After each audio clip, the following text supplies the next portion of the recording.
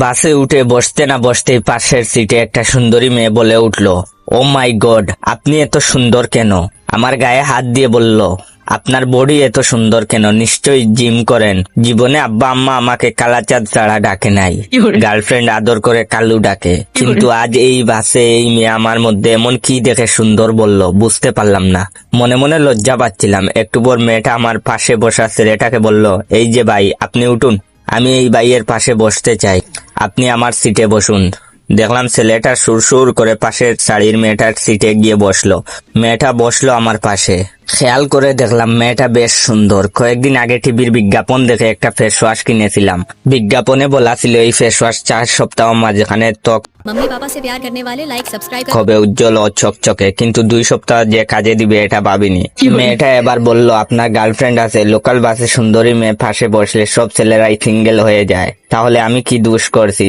তাই মেয়েটাকে বললাম, জি না, আমি সিঙ্গেল। মেয়েটা এবার সরাসরি বলল, প্রেম করবেন আমার সাথে? মেয়েটার কথা শুনেই মনের মধ্যে জেমস ভাইয়ের জাকানাকা দেহ দুলানা গানটা বেজে উঠল।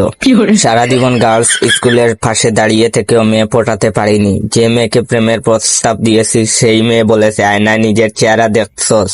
এক মেয়ে তো বলেই দিয়েছে, কয়লা আর আপনার চেহারার মধ্যে কোনো পার্থক্য নাই, দুইটাই কালা। ইস, যদি পাশে বসা সুন্দরী মেয়েটার কথা ভিডিও করে ওদের দেখাতে পারতাম। মেয়েটার উত্তর দিতে যাব, তার মধ্যে আরেকটা মেয়ে পাশে এসে দাঁড়ালো।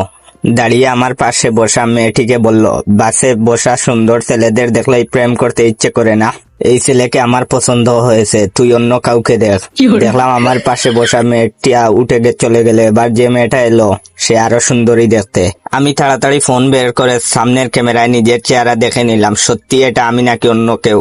নিজেকে রেস্ট্রির সালমান খান মনে হচ্ছিল, শুধু চশমাটা নাই। বাসায় বলে সানগ্লাস ফেলে এসেছি বলে নিজের উপর রাগ হচ্ছিল।